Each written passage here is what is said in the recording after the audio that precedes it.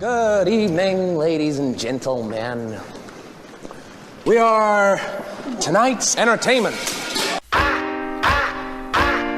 Broadcasting live from Strong Island Studios in Massapequa, New York. You're listening to Man Up with Eric Holzman and Matt Wieman.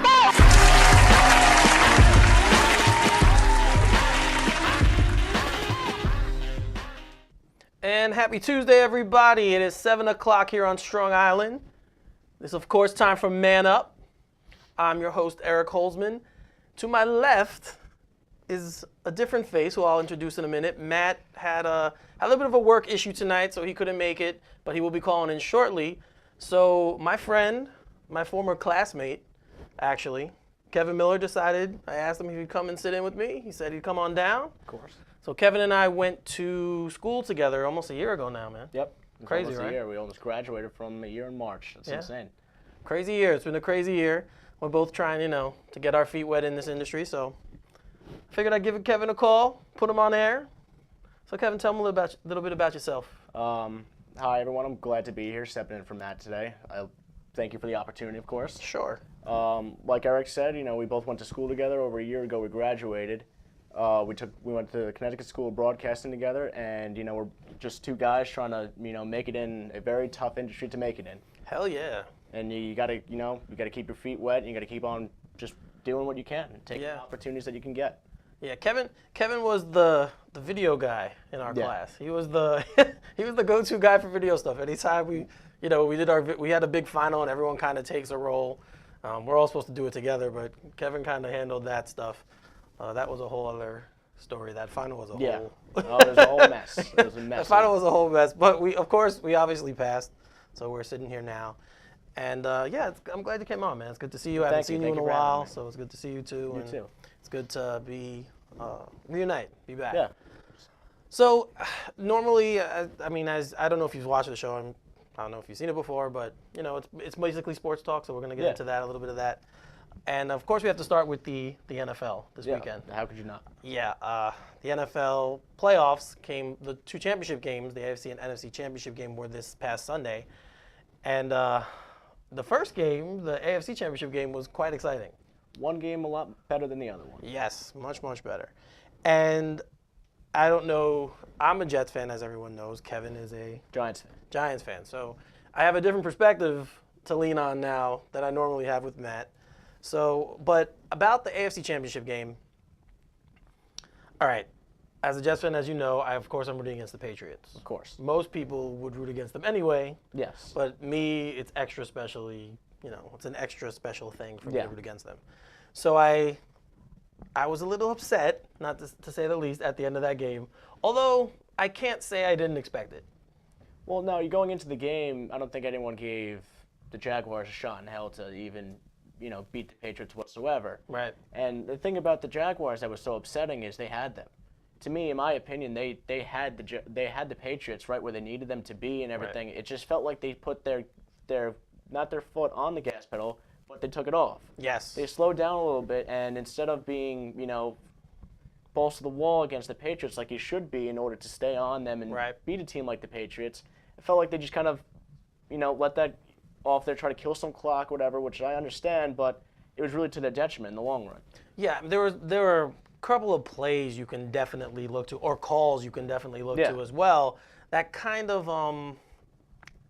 swayed the game or changed the game. And as you know, as anyone knows, when you play the Patriots, when you get opportunities, you have to cash in on them. Well, exactly as to why right before the half is about to end, they're up. They got 55 seconds left. They're on the 25-yard line. They got 2 timeouts left. Why aren't you giving, a shot to down the field a little bit and maybe step up and get a field goal at least some points into the half to start you out even further along the line than you need to be. Right. Hold on. I think Matt's calling in. Matt, is that you? That is me. How you guys doing? All right, man. What's up? What's going on, Matt?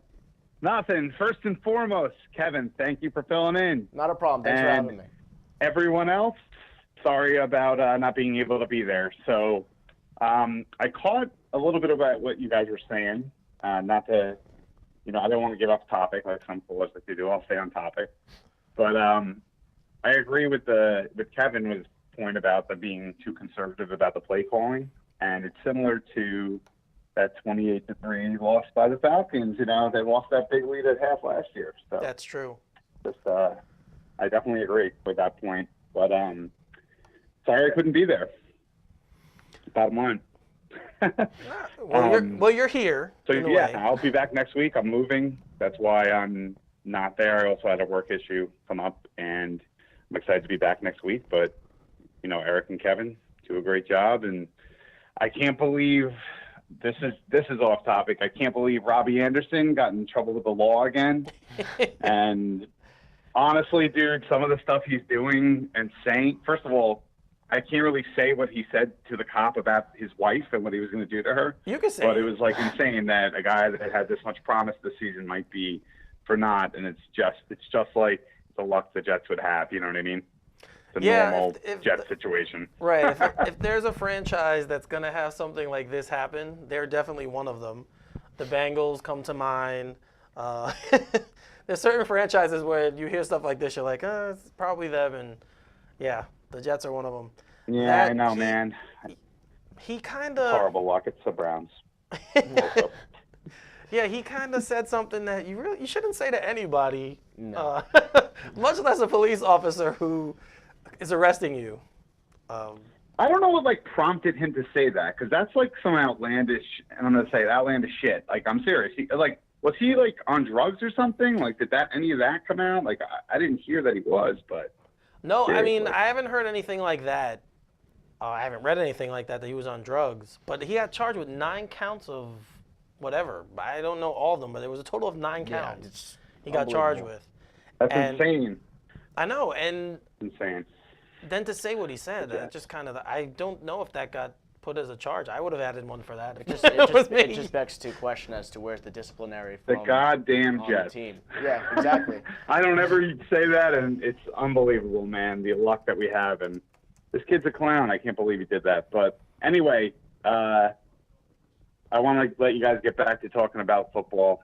I just wanted to call in and apologize for not being there, but unfortunately, life comes at you fast sometimes. You just got to handle it, you know what I mean? Right. Of course. No problem, Matt. All right, guys, have a good show. All right, talk to you later. Thanks, Matt. Okay, bye. All right, so back to the championship game, the AFC championship game. You're right. Right before half, they were up 14-10. They got the ball. You had the shot. Right, about a minute left, right? Yeah, it's 2 55 timeouts. seconds. Bortles has been playing great in the playoffs. Yeah. He didn't turn the ball over once. No, not at all. So give it a shot. I Go don't- down, try and get a field goal. I don't understand as to why when you have the chance, especially on the Pats, to get up even a little further, edge you along, because a field goal would have changed that game. A field goal heading into half would have changed the Patriots' mindset because they're further along the line. They have to fight even harder to get back. Yeah, it would have been 24-23 And at the Jazz end, got the but- ball to start the second half. Didn't Exactly. They? Right. So they could have piled it on even more, Yeah. and it would have the whole complexion of the game could have changed just from that little moment. Right, and that's what I was saying. When you have opportunities against this team, you have to take them. Now with you got Tom Coughlin, pulling the strings behind the thing. I know Tom Coughlin likes to, he likes to sometimes play it safe as well. As a Giants fan, I know Tom Coughlin likes to, you got the lead, let's, try to chew up the clock. But Right. when in the second half they were running the ball on every first down, it wasn't really doing anything for them. You're right. Running the ball, they got very predictable. Yeah. Not only conservative, but they got predictable. Exactly. There were many times where you're like, okay, the Patriots are sitting on the first down run. Yeah. Now run a play action pass. Get Yeah. a bootleg with something with Bortles because he can move. Yeah, he Right? can. He's got good legs, so you move him out. Get him, throw on the run. I just thought, and again, I get it because you're like, okay, we're in Foxborough, we have the lead on the Patriots. If we hold the ball, Try to waste the time. don't get it back, we'll come away with the win. And it's just, to me, that's just playing not to lose instead of playing to win. In my opinion, you never doubt Tom Brady and the Patriots, no matter what the score is late in the game, in the playoffs. I mean, they have the track record showing that no deficit is too much for them to overcome. That's true. If there's a quarterback you don't want with the ball in that situation, It's that whole franchise, so you don't want Yeah, that whole they- team coming down at you like I know, that. man. And I hate them obviously, but I got all props to them, man. I mean, Brady's been in 8 Super Bowls Yeah. now, Chasing his 6th title. chasing his 6th Super Bowl ring. I mean, as a Giants fan, you should be happy. You're the team that Only beat team. him. Only team that could beat him. That could beat him, right? Well, now for the Super Bowl, I mean, I could be less enthused about a Super Bowl matchup, being that I'm a Giants fan. You sit the Eagles and the Patriots going at it. I mean, Right. I don't know who to vote for. It's one of the Super Bowl. I don't know who to vote for. I know who I'm rooting for. As a kid, I explained this last week, but as a kid, I rooted for the Eagles. Okay. I was a big Randall Cunningham fan. So I've always had some kind of connection to them. Obviously I'm rooting for them regardless. But even if they had played Jacksonville, I probably would have rooted for them too. Right. So yeah, obviously we're leading in now to that game. Yeah. The NFC Championship game, which the Eagles were again home underdogs going in Yes. because, of course, Carson Wentz was injured and Nick Foles was quarterback. So I think everyone kind of lowered their expectations. And man, what a way to silence critics. This guy went out there and had the game, of his life. Yeah, unbelievable. He was incredible. After the first drive with Minnesota, you thought it was all, you would say, all right, we're in good shape for the Vikings. I was pulling for the Vikings since back when they were playing the Saints. I thought the Vikings had the very good chance to beat it, and I felt they were a team that could beat the Pats in the Super Bowl because I felt like they were riding a good high and everything. They were going well. I believe in Case Keenum as a quarterback. But they went in, and after that first touchdown, you're like, okay, things are going well. And then after that, I mean, talk about a system collapse. Yeah, that game again. I missed actually their touchdown. I missed the Vikings touchdown. I saw the rest of the game, but I missed that touchdown. And watching the game, I kept waiting for the Vikings to make a big play on defense. Yeah. I kept waiting for something to happen. The number one defense in the NFL, mind you. I kept waiting. I'm like, all right, they're going to do something. They're going to make a play. This game's going to be closer. I kept talking to myself into watching it, and it just never happened. And play by play, it was just like quicksand, getting worse and worse as it goes along. Yeah, Keenum gets stripped. He threw an interception, pick The six. pick six was to me, that was the thumb in the nail. That was when the Vikings were at the point where of no return, as if they're not coming back. The game was almost done in the first half, pretty much. As to where you said the Eagles got this. I mean, the Eagles were throwing flea flickers in the second half. They were doing anything they wanted, pretty much. Yeah, they played like they believed that they belonged. Like they believed in their record, and I think that probably had a lot to do with the fact that so many people were doubting them. Well, now I think that for that fact, for the whole underdog thing, the whole quotation, the underdog, the mass, and everything, I think when it comes to the Vikings and the Eagles, when you look back at that game, it's a tale of two cities, because you look at the Vikings who were riding the high of the Minnesota Miracle, right? And they're riding such a high, and I mean, now it's to their detriment. They were so confident. At that point, how could you lose? I mean, you came back from near death to, overcome, and then you got the Eagles who are, there to prove everyone wrong because they're the quote unquote underdogs from now on. Yeah, they're the biggest underdog in going into every game. Right, now. which is crazy. I mean, they were the top seed. Well, that's the thing. Once Carson Wentz goes down and Nick Foles steps in, everyone wrote them off. Right, immediately that was the reaction. Everyone was kind of just like, oh, they have no shot. Yeah, no, they had no shot, and they dropped four of the top players got injured. Yeah, they lost four of the top players, especially Carson Wentz, who was going to be probably the league MVP this year. Probably would have been. And now you got a journeyman, a Nick Foles, who really hasn't seen the light of day that much as a starting quarterback. Right. And he's taking them to the promised land. I know that he was incredible. I think they said he hadn't have any plays over 30 yards all year, or in the games that he started, and then he had 4. Yeah, on Sunday. I mean, he's only had what I think is about 22 to 26 NFL starts. I mean, that's unreal. That's an unreal stat for his best season was with the Eagles. Yeah, right. He was under Pat Shurmur as offensive coach. Yeah, as the offensive coordinator, he was under Pat Shurmur, and that's some of the best work you've seen under Nick Foles. Yeah, he was great that season. I remember it just fell apart. This next season came out and it fell apart. So, but I want to also go back to the AFC game for a bit because I mentioned before that I thought there were some questionable calls. In that game. I think that do you buy into the controversy of the Pats, and as a Jets fan, do you believe that there's a bias? There could be a bias towards the Pats? Well, I don't know. It would be stupid for me to say there is, or that there's an official one. I did say that, and I did talk about that on my Facebook page. A lot of people, I don't know if you saw it, but a lot of people I got into discussions about that. It just seems that they always get the benefit of the doubt. If there's a 50-50 call, they always get the benefit. It always goes their way. And again, that game, they had the Jaguars had 9 penalties. The Patriots had 1. One penalty. And it was on a kickoff. Well, now, let me ask you. Now, if you were an NFL executive in the NFL front office, weren't you happy that the Pats won instead of the Jaguars? For the TV ratings for the Super Bowl. Well, yeah. Would you or would you not be happy that the Pats won? Well, that's the thing. They're a draw. No, they definitely are a draw. Like that's why everyone I think believes that because it's a very believable argument to make. Right. It's a super believable argument. And especially when, you got the ref high-fiving Tom Brady, like everybody after they score a touchdown, he's hugging Tom Brady before the game, patting him on the back after he kneels, things like that don't really, prove right. It doesn't lend anything well else. to the fact that there isn't some kind of bias. And I know he's been in the league forever, and he probably knows these guys very well. He probably knows Tom Brady very well.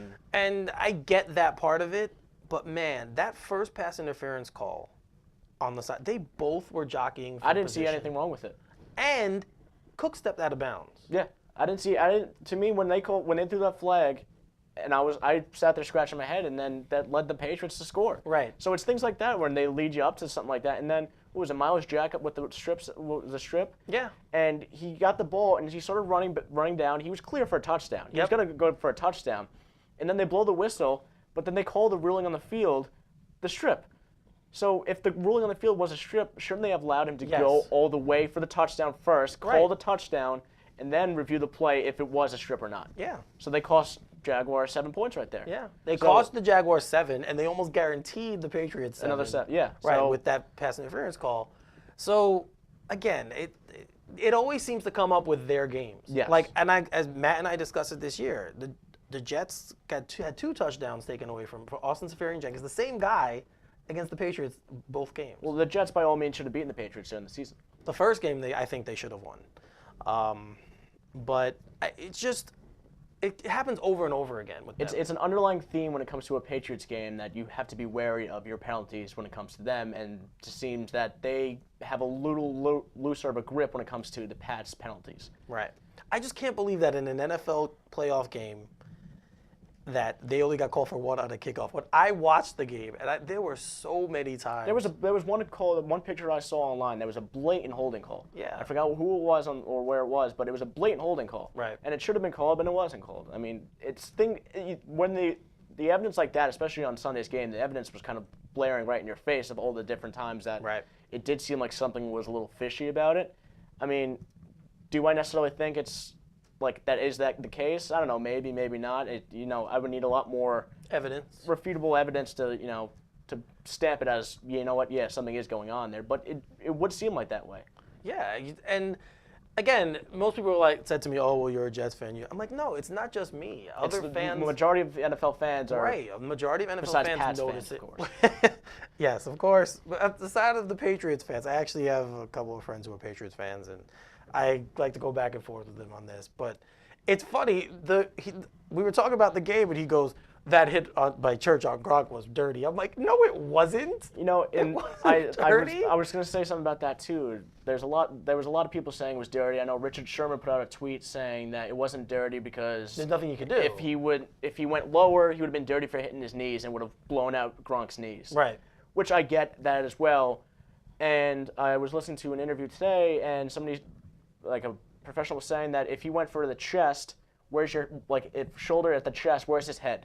At Gronk's head. Gronk's a big man. Right, yeah. Gronk's a big man, and no matter where you're going to hit him, you're hitting him. And if he can't stop himself, I don't think it was out of malicious. I think it was an accident, complete accident. No, and if you see the replay, he led with his shoulder. Yeah, he led with his shoulder. Not leading with his head. Hit the helmet's hit, right. Yeah. But it's football, man. That happens in the game. Yeah. It's part of the game. And the fact,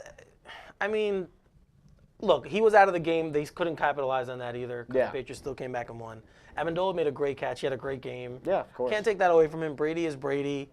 And again, as we discussed, the Jags got a little too conservative for my liking, and not trusting their quarterback. That's really what it comes down to. I don't think they trust Blake Bortles whatsoever. Right, and that's another problem. If you don't trust the guy, then he shouldn't be playing. No. right? Like if he's your quarterback, he got you here. So you know what?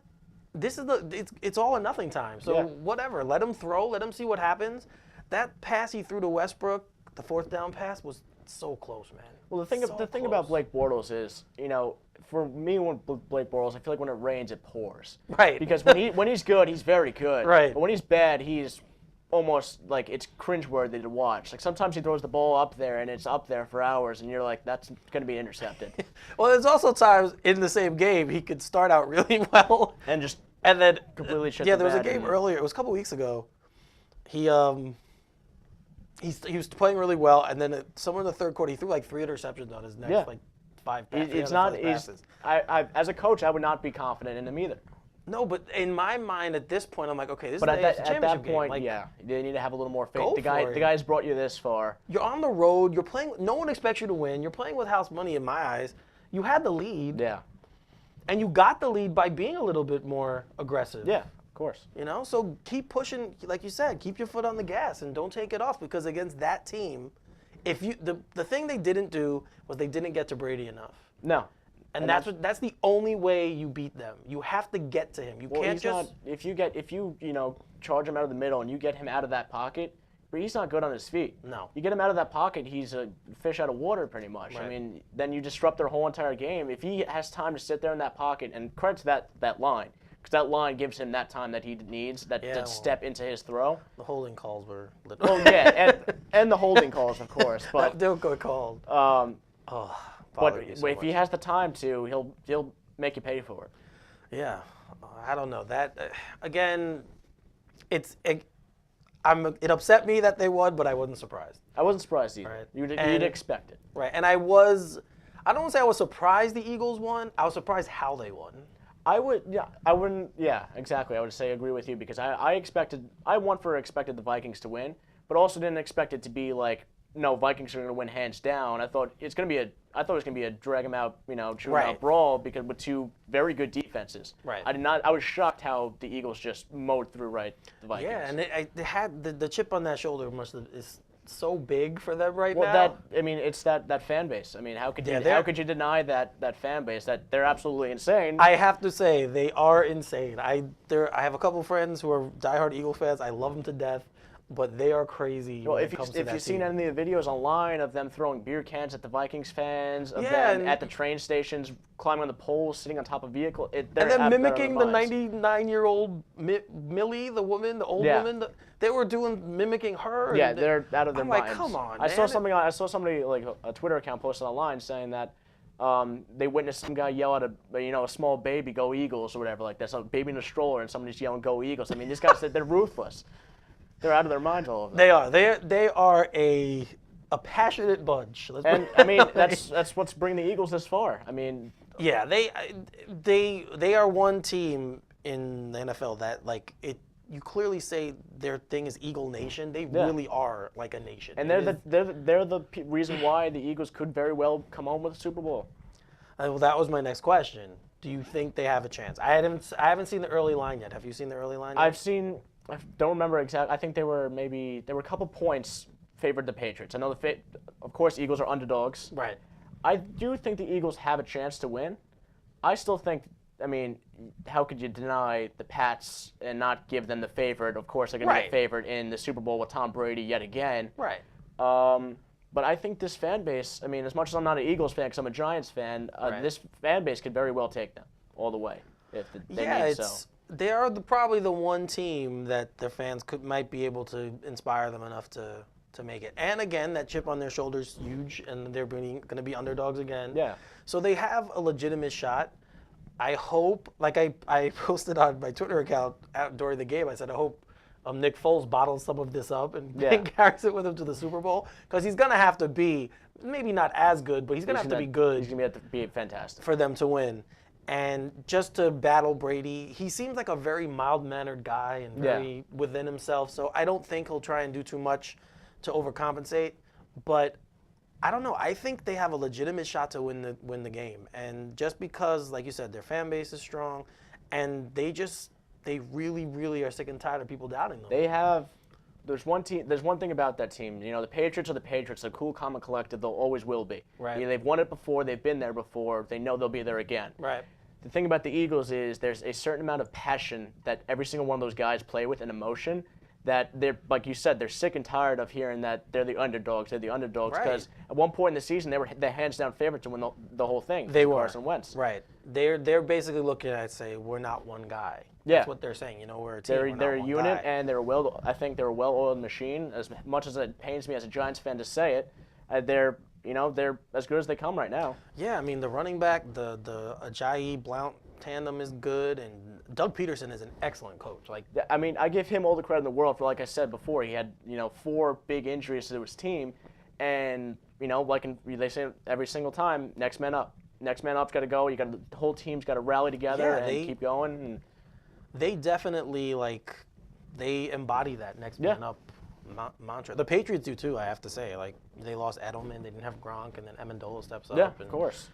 Cooks has been Cooks, and Deion Lewis. Obviously, people always say they're like a bunch of no names. Brady doesn't have the greatest talent, but. He's great, but he only gets them the ball, right? Yeah, in my opinion, I think the Patriots are such a well-built organization that they are very much a team as to you can drag and drop anyone anywhere you want, take this guy out, put this guy in. It's the organization that's a great team.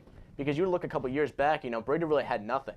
But they were still great because, the organization itself, the way it's built, the way it's, it's done for its storied career, they're just a well-oiled machine, right? And they're unstoppable. I mean, Brady was out for suspension. Garoppolo comes in, they go 3-1, right? They do perfectly fine. The year Brady tore his ACL, Matt Castle came in, they won 11 games. They seem to be able to do that. It seems that there's no one person who will hurt. I mean, the Gronk goes out, their second best player on the team goes out last game, and it doesn't They matter. came back after that point. It doesn't after matter. the fact that he was out. So to me, it's just anyone's kind of interchangeable into that system. They're just, they really are tremendous. Like I said, I hate them, obviously, but they are tremendously run franchise. Hats Bill off to the whole Belichick is a organization. tremendous coach.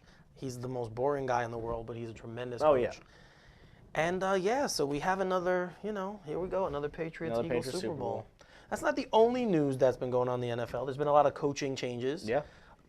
One of the first ones I wanted to bring up, before we get into the one I want to talk to you about, but the Steelers did not renew Todd Haley's contract, and he went over to the Cleveland Browns.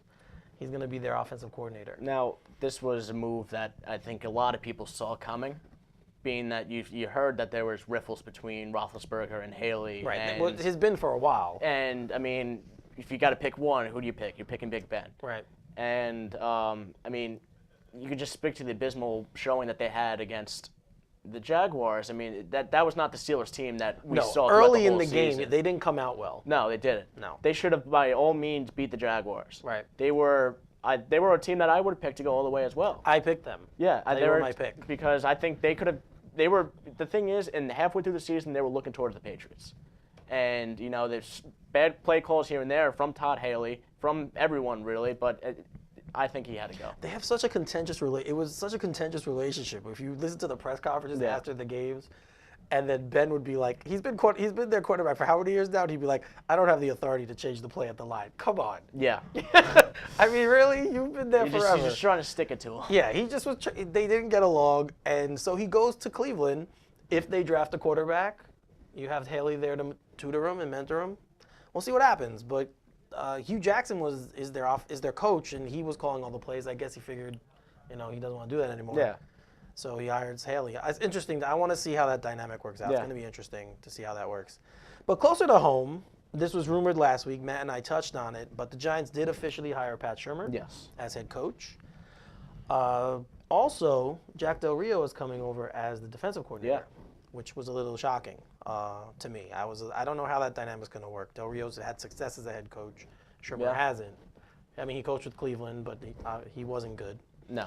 They're just not good. So it's not totally his fault. Your head coach career right? to die. Exactly. So it wasn't totally his fault there. And Del Rio did have some success with the Raiders. Yeah. So we'll see how that works. But as a Giant fan, how do you feel about the hire? And I mean, leading up to the past month, we heard there was 3 options. You had Josh McDaniels, you had Matt Patricia, and you had Pat Shurmur. Right. and all of them each had a different, aspect to them. I was hoping they were going to go offensive because, the Giants' defense the past couple of years has been good. Right. But the offense has been pretty abysmal for the most part. Yes. So they signed Pat Shurmur, and through research of Pat Shurmur, from people giving him the quote as a quarterback whisperer. He's been on a coach for Donovan McNabb.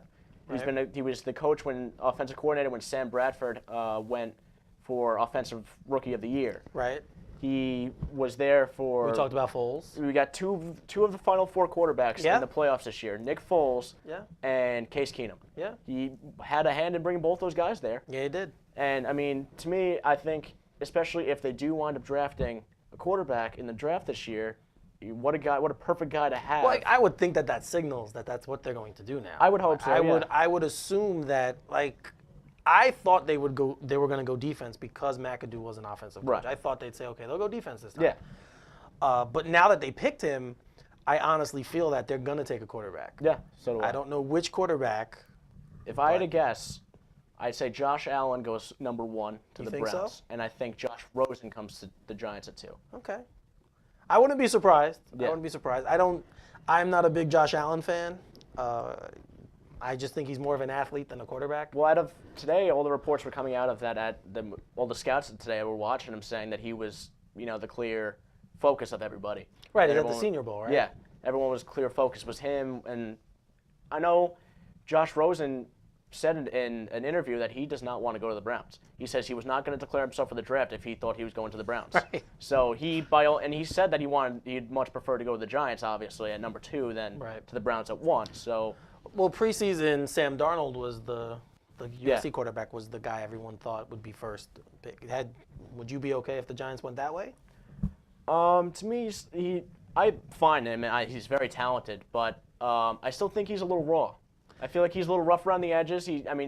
By all means, whoever the Giants pick, if they do pick a quarterback, they're not starting. Well, yes. Eli's starting for at least another year or so. Right. And to me, that's a perfect world because you have a young guy underneath him like Eli did for Kurt Warner, and then took him over for the next 10 years after that. Right. Which is what I want to happen because Eli's not going to be the Giants starter for another 3 years. Right. I mean, I think at that point you see productivity start to slip and go down anyway. But I think Darnell, he's got a little rough around the edges, but I think overall the better quarterback would be Rosen. He's the better. I know I've watched both of them, and I even saw some of Josh Allen's games this year because they were on late or delay, or they're always on like ESPN 5, and because they played at Wyoming, so obviously it's not a big name school. Again, they're not a very talented team, so it's really hard to get a good read on him. He wasn't very accurate, so I'm a little trepidatious about how good he's going to be. I saw plenty of Darnold, obviously, he's USC, so you see plenty of his games. And I see why people like him. Yeah. I see the talent. His decision-making this year left a lot to be desired. He had a lot of games with multiple turnovers. And he was kind of wavering all year about whether or not he was going to come out anyway. Yeah. So I don't know if his heart's fully into this. He's declared now, so hey, he's going. Right. I don't know how great he's going to be. Rosen is clearly the most polished passer of all of them. Which is why I'd like to see him come over. And then, of course, the wild card is Baker Mayfield. Yeah. Who you love to watch play. He's fun to watch play. But again, there's always going to be that question about, Well, I think I see a lot of people, comparing him to Johnny Manziel. Yeah. And I've also seen a lot of he people doesn't have say, a cocaine problem that we know. Yeah, of course. So that doesn't help. That helps. I saw a lot of different things, though, but one thing that I've seen consistent in what everyone's saying about that, there's one major difference, is 6 o'clock in the morning when it's time for film study, Baker Mayfield's there. Right. So he's got the worth ethic that Johnny Manziel never had to begin with. And I think there is the desire and passion with him he loves football. Yeah, he wants to clearly succeed. does. The thing is, if he gets under the right guy, under the right coach, the right, mentor, somebody like that, and just to cool him out, just like, hey, calm down, cool your brakes or whatever. Right. I mean, he could very well be a quarterback that changes, the NFL as to like how a quarterback is. I mean, the loudmouth quarterbacks. There's really none of that today in the NFL whatsoever. No, I mean, Cam Newton gets crazy on the mic every once in a while, but he's not like boisterous. Yeah, we don't really have one of those right now. So I mean, and it hasn't really been too much of a hindrance to him till this point. No. Per se. No, it's actually like it fires his teammates up. It fires the teammates up. The teammates, everything I've seen, the teammates said they love it. They love the guy himself. Yeah, I know people, like I've seen interviews with people that say they met him. They said he's a wonderful kid and stuff like that. So, I mean, I think that his future's bright. He just maybe, especially on the national stage, is where you might want to reel it in a little bit. It's not college anymore. Yeah, things are a little different. You're in the public eye every which way you turn around. So. And what else do you want to see the Giants do? They obviously should address the offensive line. Well, I know when Dave Gettleman first signed on, one of the first things he said in this interview was, he's like, obviously we know the offensive line has been awful. Right. So he's like, I want to attack it. I want to get a better offensive line, which to me, I don't think Eli Manning has had bad seasons because he's declining in productivity. I think it's because there's no offensive line. He's got no running back help. The guy doesn't have time to throw the ball. Well, this year he didn't have receivers either. Everyone got hurt. Yeah. But when those receivers are healthy, you got an all-star lineup. Well, yeah, no, they have plenty of weapons when they're healthy. And Ingram was great. He had some drops, but he was great. He's still producing. He's still learning. He's still growing. He's going to be fantastic. That wide receiver core. You got Brandon Marshall coming back next year, who this year wasn't anything worth a lick, but you got him who's fired up now. He sees what everyone says, that he was a complete and utter fail as a someone from free agency or trading, whatever. Right. And so he wants to prove himself. To me, I want to see I want to see Shermer either cool Eli Apple out or see you later. He's gone. I can't imagine they're going to keep him. I mean, by all means, Eli Apple is going to be a good quarterback in the NFL, but if he keeps up that attitude, nobody's going to want him. I don't know. It doesn't. When I watch him play, he's gotten worse since he was a rookie. Well, the thing is, this past season, I saw multiple plays where guys ran right by him and he stopped. And I know Ben McAdoo lost the locker room and the whole 9 yards with that. But to me, even if you want to be a hothead, you want to say I'm the best or whatever, then show me you're the best. If you want to be like that or whatever, like Odell. Odell is a hothead. He says he's the best or whatever, but he's out there. He's hustling. He's doing his job. You can deal more with his crap. But Eli Apple letting guys go by him, to me, I would have benched him a long time ago and sat him down. And I mean, if nobody can get his head on straight, then if Pat Shermer wants to take him on and try that, then good luck. But if not, I don't think there's any need for that, especially on a new team starting over. I personally think he's gone. I don't think they're going to waste time with him anymore. No, I agree with it. Should I mean, when you have Landon Collins publicly saying he's the problem. Yeah. I mean, I personally, you got to get rid of one of them, and you're not going to get rid of stands Collins. to when Dave Gettleman first signed on, and then Bobby Hart showed up to practice and faked an injury, and the doctor's report showed to no injury. He was like, "All right, see you later. We don't need you." They cut him. That was great. And that's the kind of attitude they need at this point. That was great. That was great, though. All cut the loose ends of where the locker room fell apart this past season, and get everything back to where you need to be. Yeah, it's gonna be an interesting offseason for the Giants because they had so many expectations this year, and they obviously didn't meet them. So it's gonna be interesting to see what happens with them. But there's only to go up from here. Yeah, right. You can't get much worse unless you're the Browns. Right. So only onward and upward from here. So. Yeah, for them, that's what you're looking at. Again, for the Jets too. I'm not sure what they're gonna do at 6. I don't know. I want a quarterback. They have an interesting problem now. Yeah. I want a quarterback. I don't know who's gonna be around at that point. If they trade up for one, I don't know. I mean, there's possible Darnell could slip. Yeah, if Darnold slipped, I think they would take him. I'm kind of leaning more towards the Baker Mayfield camp myself now. Yeah. I don't know if he'd go that high, but maybe pick him later. Yeah. I don't know. We'll see. We have time to discuss the draft. It's a time away, and obviously after the Super Bowl. But now we're switching gears to the winter sports. Yep. And the local basketball team obviously is the Knicks.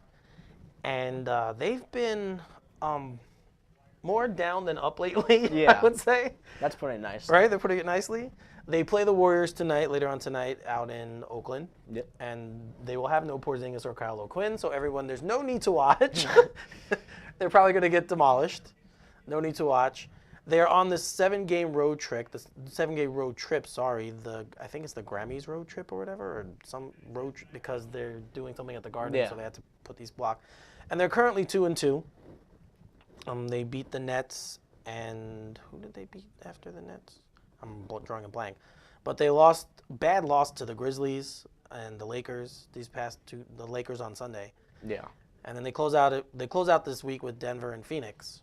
So at this point now, they're what, 21 and 25? No, 20 and 25. Yeah. Something Right? like that. They're 20 and 25.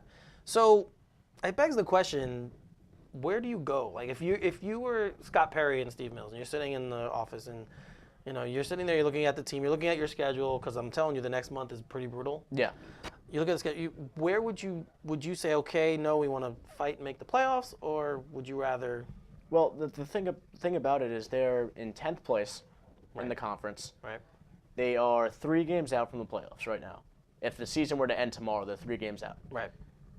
But they're on a slippery slope right now, and I believe last time I checked, they're 12 and 16, 12 of 16 in the last 16 games. Which, I mean, you lose that many games, you're winning 4 of 16 games. Right. It begs the question as to you're heading on a downward slope here anyway. Mm-hmm. And it seems at this rate they're going to be playing for some almighty ping pong balls by the end of the season. But it begs to the question of, they got some good players on the team.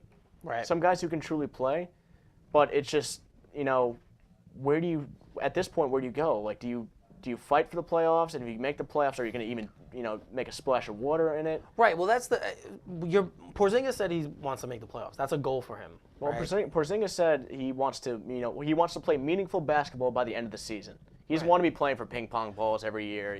He's their best player. Yeah. Right. So, do you err on the side and say, okay, let's show him that we believe him, we got his back, we want to make a push and maybe get some more players if we can, maybe trade for some guys and bring someone else in to help him, or do you say, no, we have a plan, and we've said because the coach Hornacek said recently that it's still not about so much this year.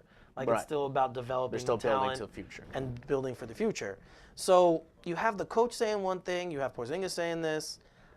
Me, if I'm in the seat, I've said from the beginning of the year, I don't believe you try and lose games. I don't Right. believe you tank and you purposely try and lose games. You try and win. Yeah. And they should be doing that every game. And then the result, whatever the results are, you live with at the end of the season. You move on to next season. Now, if it's like the last month of the year and you're clearly out of it, well then start resting guys. Right. I'm all for that. I don't. Me personally, I think you still stay the course. If you think that you can make the playoffs, then you have to run the team that way. Right. That you think you can do that. The end of this trip is, they're not winning tonight. Obviously, they're not going to beat Golden State without those two, and in Golden State, they wouldn't even beat them at the Garden. So, but Denver and Phoenix, they could win. Yeah. Right. They could. So you figure by the end of the trip, you go what? What is it? 3 and 4? You'd go on the trip or something. I don't know. I'm just pissed that we're here because they started out so well this year. They gave you that. To me, you're closing the season, and if you're begging the question, if you're coaching this team, and you're begging the question whether or not you should, are we tanking this season, or are we making a run for the playoffs?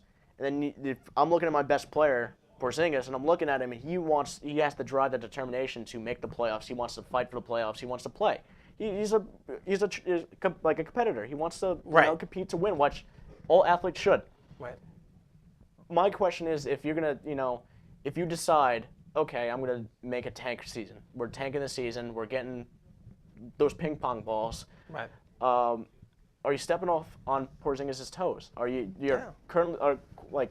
you potentially hindering your relationship with him that in the future he's like, you know what? Remember when I wanted to fight and they were like, no, you know what? He's like, why would you want to fight for a losing team? Right. And why he can go win championships out somewhere else? Right, and that's what I mean. That's the question. That's what they need to weigh. Yeah. They really need to weigh the importance of making the playoffs now and keeping him happy, or doing what a lot of people that I've been speaking to lately think they should do, which is not be so concerned. Take whatever you get, take whatever pick. It's not going to be an early lottery pick. I don't think anyone believes, but late lottery, and you never know. Once you're in the lottery, supposedly anything could happen. Yeah. So you never know.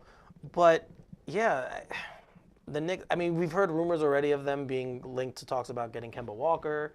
You've heard rumors about them. Just today, there's something came out about Damian Lillard meeting with Paul Allen, saying that he's not.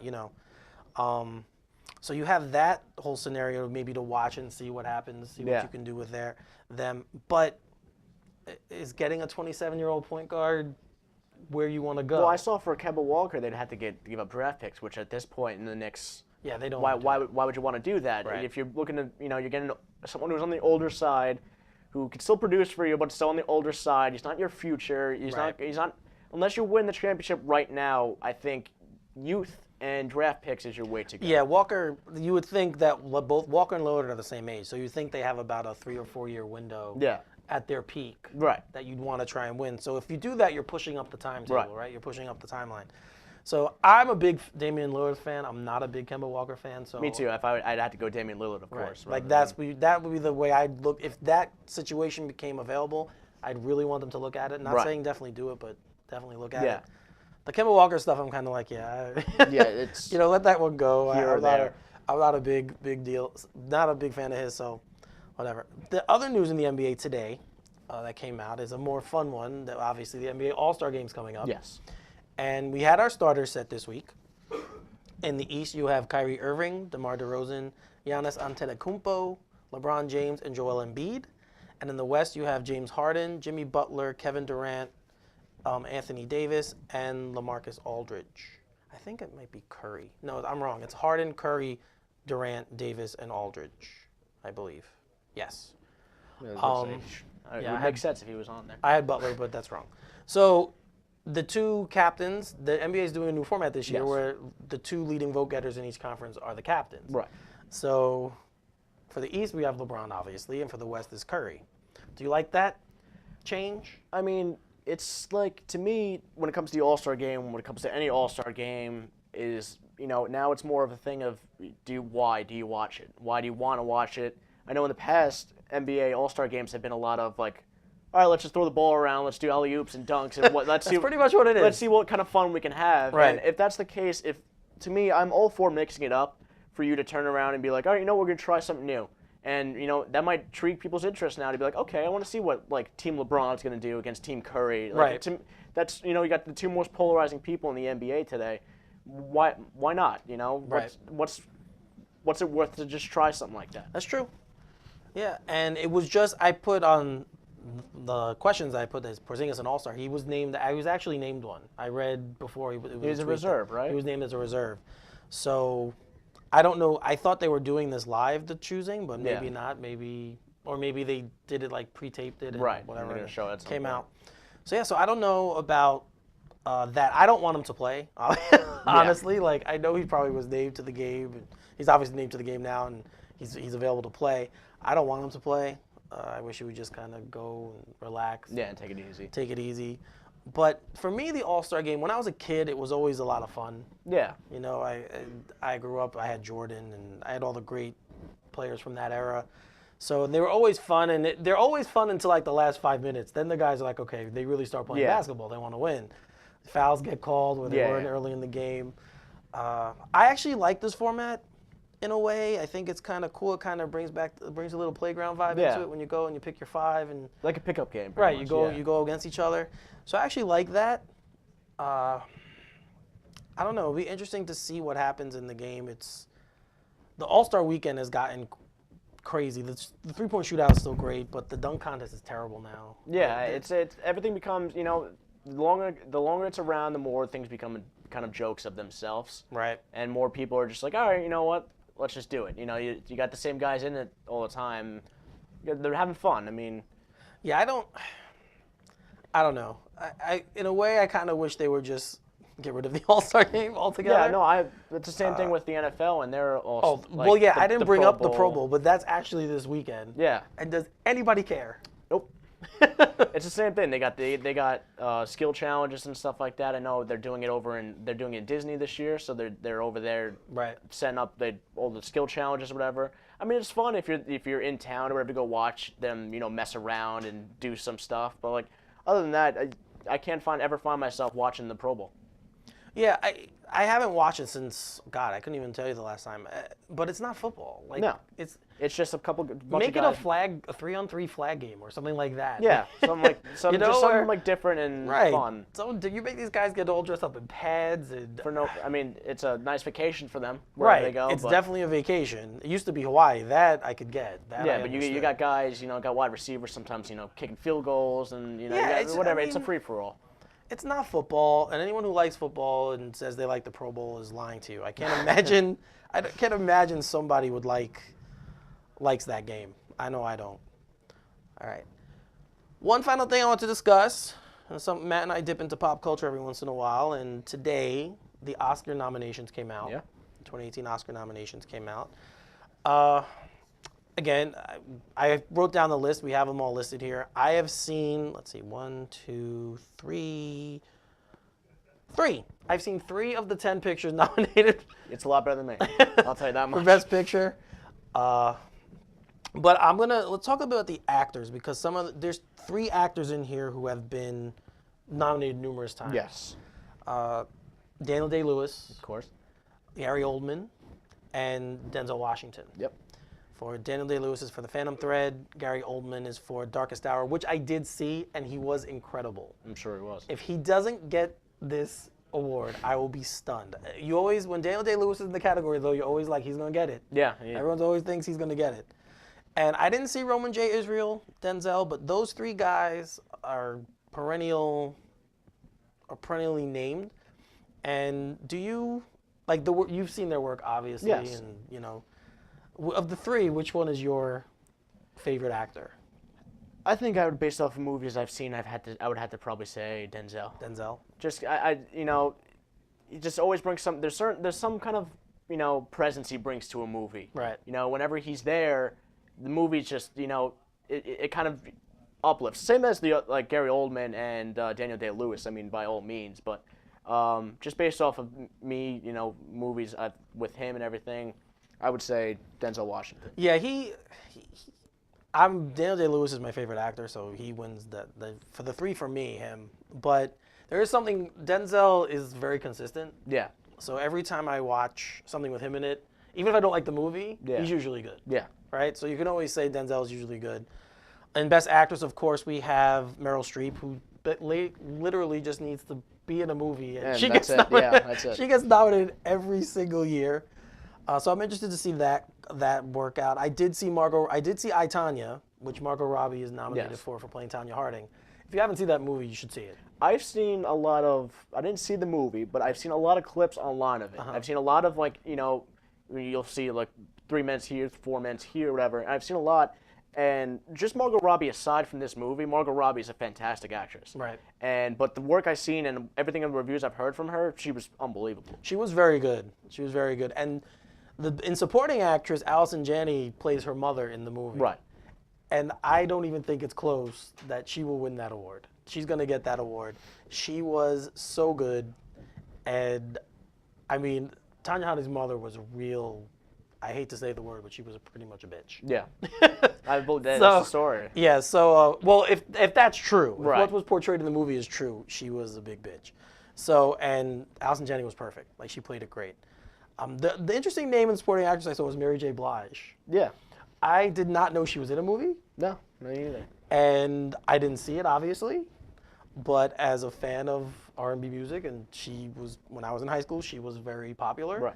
It's kind of cool. I kind of hope that maybe she gets a little love. Do you watch the Oscars? Yeah, if it's on and if I'm around, I'll watch it for Yeah. the most part. I usually try my best to watch all the award shows. I always find interest. I love movies too. Yeah.